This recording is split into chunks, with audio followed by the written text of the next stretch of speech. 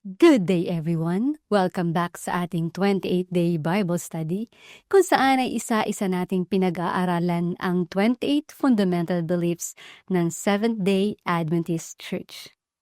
Sa ating nakaraang pag-aaral ay napag-usapan natin ang ikalawang pagparito ni Kristo. Ngayon naman ay nasa ika-26 na paniniwala na tayo. Ang paniniwala sa kamatayan at muling pagkabuhay. May tanong ako sa inyo. Naranasan mo na bang mawalan ng mahal sa buhay? Isang magulang, isang asawa, isang anak, isang kaibigan? Isa sa pinakamahirap na karanasan sa buhay ang mawalan ng taong mahal natin. Kapag may namamatay, maraming tanong ang pumapasok sa ating isipan. Nasaan na kaya siya ngayon? Nakikita pa kaya niya tayo? Makikita ko pa kaya siyang muli? Ang mabuting balita ay hindi tayo iniwang manghula ng Diyos tungkol sa kamatayan. Malinaw na sinasagot ng Biblia ang mga tanong na ito. Una, ano ang kamatayan ayon sa Biblia? Maraming paniniwala tungkol sa kamatayan, ngunit mahalagang tingnan natin kung ano mismo ang sinasabi ng salita ng Diyos. Sabi sa Ecclesiastes 9:5, ang mga buhay ay nakakaalam na sila'y mamamatay. Ngunit ang mga patay ay walang anumang nalalaman. Ayon sa Biblia, ang kamatayan ay parang isang malalim na pagtulog. Kapag ang isang tao ay namatay, wala siyang kamalayan sa mga nangyayari sa mundo. Hindi siya nakakakita, nakakarinig, o nakikipag-usap sa mga buhay. Ito ang dahilan kung bakit si Jesus mismo ay gumamit ng salitang natutulog upang ilarawan ang kamatayan. Sa Juan 11:11, sinabi niya tungkol kay Lazaro, ang kaibigan nating si Lazaro ay natutulog. Ibig sabihin, para sa Diyos, ang kamatayan ay pansamantalang pahinga hanggang sa araw ng muling pagkabuhay. Ikalawa, bakit may kamatayan? Hindi bahagi ng orihinal na plano ng Diyos ang kamatayan. Nang likhain niya sina Adan at Eva, ang layunin niya ay buhay, kaligayahan at walang hanggang pakikipag-ugnayan sa Kanya.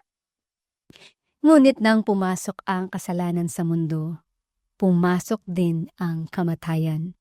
Sabi sa Romans 6:23, sapagkat ang kabayaran ng kasalanan ay kamatayan. Lahat tayo ay naaapektuhan ng kasalanan, kaya lahat tayo ay humaharap sa realidad ng kamatayan. Ngunit hindi dito natatapos ang kwento. Ikatlo, may pag-asa dahil kay Jesus. Kung kamatayan lamang ang mayroon tayo, wala tayong pag-asa. Ngunit si Jesus ay namatay para sa atin at muling nabuhay. Dahil siya ay nabuhay muli, may katiyakan tayong balang araw ay mabubuhay rin tayong muli. Sabi sa Juan 11:25, ako ang muling pagkabuhay at ang buhay. Ang sumasampalataya sa akin bagamat siya'y mamatay, mabubuhay siya. Wow! Napakagandang pangako nito. Hindi man natin maiwasan ang kamatayan ngayon. Mayroon tayong pag-asang higit pa sa libingan. Ikaapat, ano ang mangyayari sa mga tapat na namatay kay Kristo?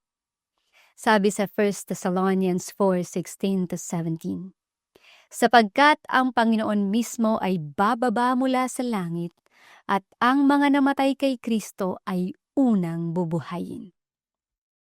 Sa ikalawang pagparito ni Jesus, bubuhayin niya ang lahat ng kanyang tapat na anak na natutulog sa libingan.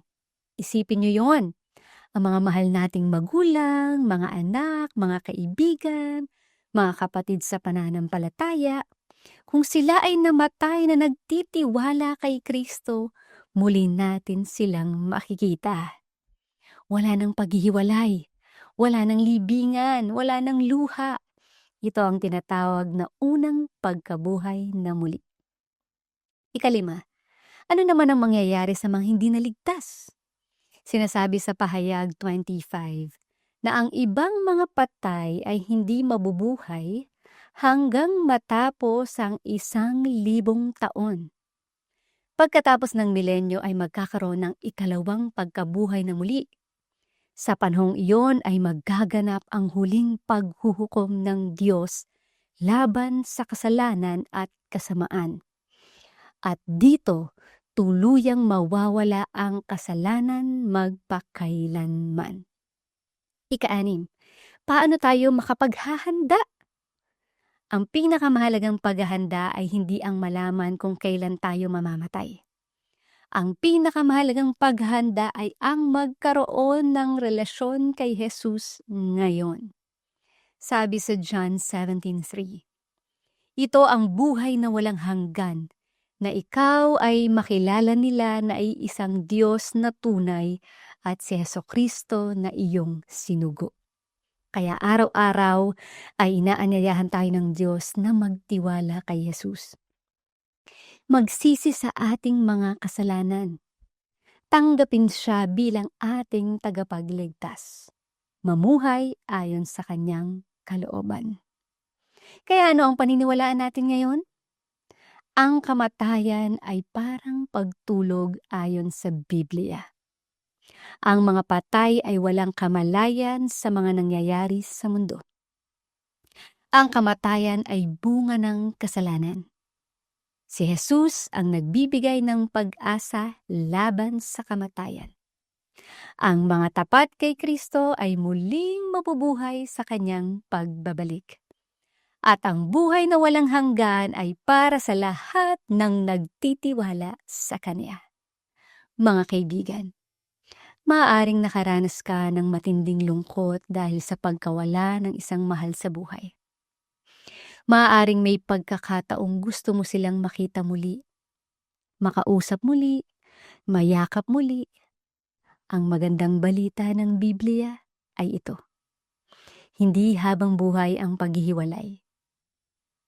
Darating ang araw na bubuksan ni Jesus ang mga libingan at tatawagin niya ang kanyang mga anak upang muling mabuhay. At sa araw na yun, ang luha ay mapapalitan ng kagalakan. Ang pagluluksa ay mapapalitan ng awitan. At ang kamatayan ay mapapalitan ng buhay na walang hanggan. Maraming salamat sa pagsama sa ating pag-aaral. Muli ako si Mary Me na nagpapaalala. Mary Me mang pagkamis sa mga mahal nating natutulog na ngayon sa Panginoon. Huwag mawala ng pag-asa. Ang libingan ay hindi katapusan ng kwento. Sa pagbabalik ni Jesus, muli kayong magkikita at hindi na muling magkakahiwalay. God bless us all.